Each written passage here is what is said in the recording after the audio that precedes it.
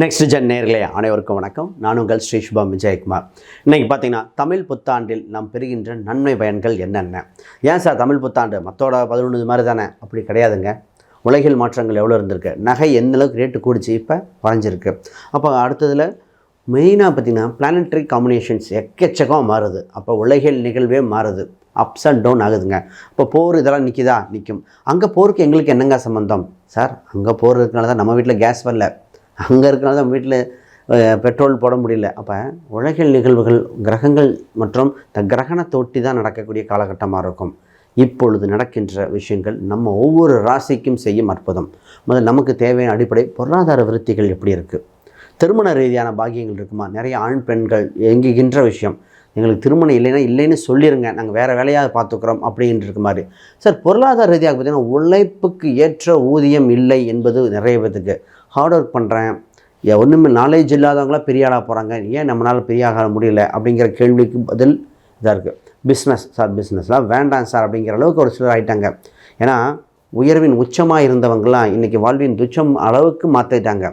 கடன் தான், அதாவது இருக்கிற நோயிலே மிகப்பெரிய நோயாக இந்த கடன் வந்துடுதுங்க. அதாவது கண்ணுக்கு தெரியாத ஒரு நோய், குணப்படுத்த முடியுமா இல்லையான்னு தத்தளித்த நோயாக இருக்கிறது. இப்போ இந்த உலகில் மாற்றத்தில் நமக்கு என்னென்னா கிரகங்கள் வலிமை பெறுகின்றன. குரு உச்சம் பெறும் காலகட்டத்தை அள்ளி கொடுக்க காத்திருக்குது. இந்த தமிழ் புத்தாண்டில் மத்தியில் பார்த்திங்கன்னா ராகு கேது டிசம்பர் மாதத்தில் வரும், ஆங்கில வருஷத்தில் 5ஆம் தேதி. அப்போ மாறுகின்ற கிரக அமைப்புகள் இதெல்லாம் நம்மளை வழி நடத்துகின்றன. அப்போ இந்த ஒவ்வொரு விஷயத்துக்கும் கல்வி, செல்வம், பொருளாதாரம், மனம் சம்பந்தப்பட்ட விஷயங்கள், திருமண பாக்கியங்கள் அனைத்துக்கும் நமக்கு வேலை செய்ய போகுது. நிச்சயமாக இது பெரிய செல்வத்தை கொடுக்க போகுது.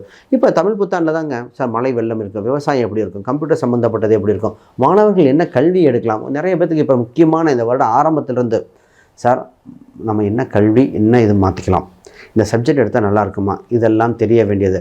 அரசியல் மாற்றங்களும் நிறைய நிகழப்போகுது இந்த இதில் தான். ஆக நமக்கு உங்கள் ராசியை பற்றி பார்ப்போம். இறுதியில் ஒரு பரிகாரம் இருக்குது, நிச்சயமாக பயனுள்ளதாக இருக்கும். கன்னி ராசி அன்பர்களே, கடமையும் கண்ணியும் கொண்ட ராசி இந்த ராசி. இந்த தமிழ் புத்தாண்டா வருடத்தில் இந்த ராசிக்கு என்னென்ன சார் முன்னேற்றம் ஏற்படுது, இந்த வருடமாக எங்களுக்கு சிறப்பாக இருக்குமா, ஆங்கில வருடத்தில் பலது சொன்னாங்க, நடந்தது நடக்கலை, இது மாதிரி பல குழப்பங்கள் இருந்தது. இந்த வருடத்தில் நீங்கள் தெரிஞ்சுக்க வேண்டிய ஒரே ஒரு விஷயம், நல்லது உங்களை நோக்கி வந்து கொண்டிருக்கிறது. உங்கள் ராசிக்கு 11ஆம் இடத்தில் குரு பகவான் உச்சம், மிகப்பெரிய விஷயம். உங்கள் ராசிக்கு பஞ்சமஸ்தானத்தில் இந்த தமிழ் புத்தாண்டு மிடில் வருவார். யார்? ராகு பகவான் பஞ்சமஸ்தானத்தில் அள்ளி கொடுக்கும் வாய்ப்புகள் அப்படியே மாறுது. அப்போ உங்களுக்கு தடைப்பட்டது அனைத்தும் வாழ்வின் விடையாக மாறுகிற சூழ்நிலைகள், இதைத்தாங்க எதிர்பார்த்துட்டு இருந்தோம் அப்படிங்கிற மாதிரி. இதில் கண்டகச்சனின்னு சொல்லி பயன்படுத்தின ராசி இந்த ராசி தான். ரைட், முதல்ல இந்த கன்னி ராசி தெரிஞ்சுக்கணும். கன்னி ராசி அறிவாளி ராசி. அறிவாளி இருக்கும் இடத்தில் இந்த ராசி இருப்பார், இந்த ராசி இருக்கும் இடத்தில் அறிவாளி இருப்பாங்க. இவங்களுக்கு அரசியல், அரசாங்கம் சம்மந்தப்பட்டு, ஆடிட்டிங் சம்மந்தப்பட்டு, சினிமா கலைத்துறையினர், மீடியா, இது போன்ற அனைத்து விஷயக்கும் இந்த ராசிக்கு ஃபிங்கர் ட்ரிப்பில் இருக்க ராசிகள். இவங்க ஒரு விஷயம் சொல்கிறாங்கன்னா அந்த இடத்துல கரெக்டாக பாயிண்ட்டை யோசிச்சு பார்த்தா பர்ஃபெக்ஷனாக இருக்கும். என்ன இந்த ராசி சொல்கிறத கொஞ்சம் ஹார்ஷாக சொல்லும்.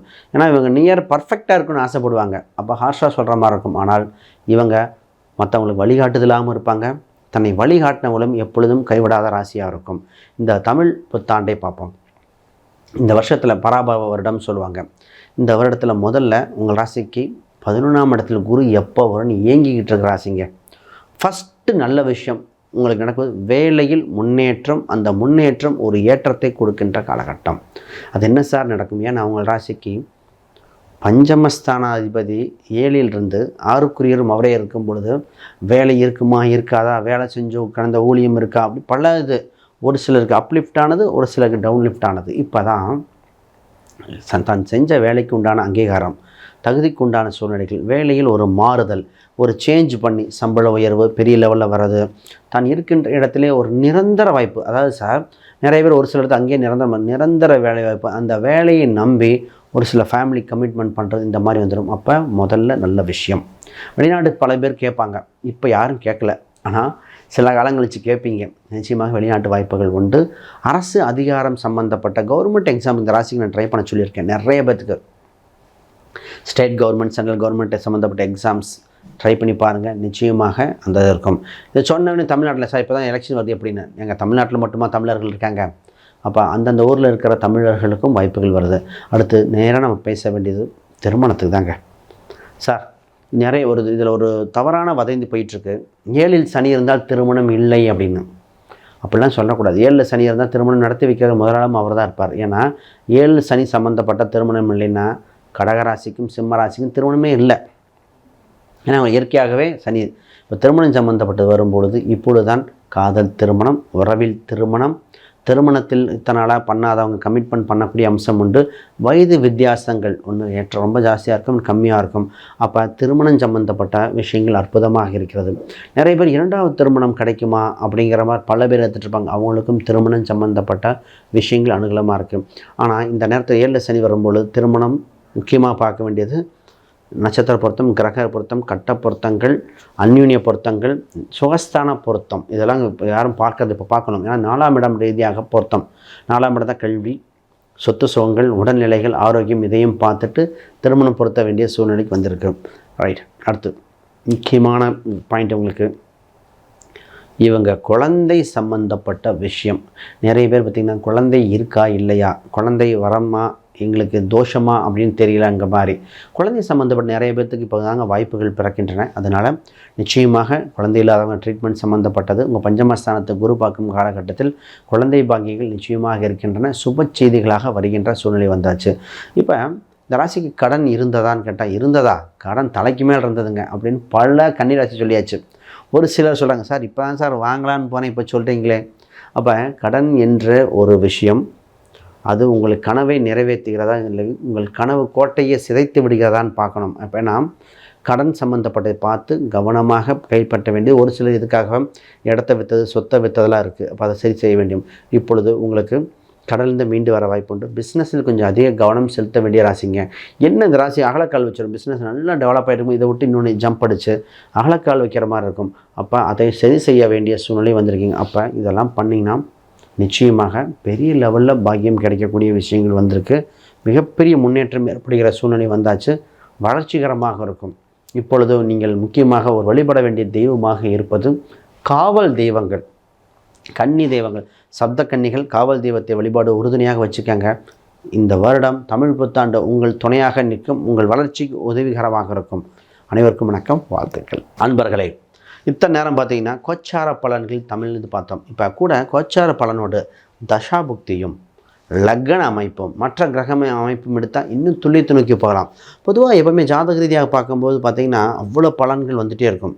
இப்போ இதுவும் ரொம்ப முக்கியம். பொதுவாக இன்றைக்கி நம்ம யாருக்காவது ஜாதகம், பிரசன்னம், வாஸ்து, நியூமராலஜி இந்த மாதிரி பார்க்கணுன்னா ஸ்க்ரீனில் தெரிய அந்த எண்களுக்கு தொடர்பு கொள்ளுங்கள். உங்கள் ஜாதகத்தை பார்த்து நல்ல காலம் எப்பொழுது, திருமணம் எப்போது, வேலை வாய்ப்புகள், சொத்துக்கு சுகங்கள், தனக்கு இருக்கின்ற தடைகள் என்னது, செய்வனை சம்மந்தப்பட்டது இருக்குமா, பில்லி சூனியம் இருக்குமா, இந்த மாதிரி பல கேள்விகள் அத்தனைக்கும் விடை கிடைக்கும். அது பிரசனம் போட்டு கூட பார்க்கலாம். குறிப்பாக இந்த ஒரு விஷயம் என்னென்னா, எப்பொழுதுமே பார்த்திங்கன்னா எவ்வளவோ கோயில் பரிகாரம் பண்ணுறோம், திருமணம் தடையாக இருந்தது, அதுவும் மாற்றம் ஏற்பட வாய்ப்புண்டு. அப்போ இந்த வருடத்தில் இருக்கின்ற முக்கியமான நிகழ்வாக என்ன இருக்குன்னா, உங்களுக்கு ஏற்பட்ட தடைகள் அனைத்தும் விலகி வாழ்வில் நல்ல விடைகள் ஏற்பட வாய்ப்புண்டு. கோச்சாரங்கள் எப்பொழுதும் உங்களை நாட்டிக்கொண்டே இருக்குது. மனசு தான் மருந்து. அதற்கு கொண்டான பரிகாரம் என்ன? உங்கள் ஜாதகத்தில் இன்னொரு விஷயம் எடுப்போம். ராசியில் குபேரன் எங்கே இருக்கிறார்? என்னுடைய உபாசன தெய்வம் யார்? அதிர்ஷ்ட தெய்வங்கள் என் நிறங்கள் என்ன? இது அனைத்தும் ஜாதக ரீதியாக பார்த்தா அது தெரியும். அப்படி யாராவது ஜாதக ரீதியாக பார்க்கணுன்னா நிச்சயமாக கான்டாக்ட் பண்ணுங்கள். அனைவருக்கும் வணக்கம், வாழ்த்துக்கள்.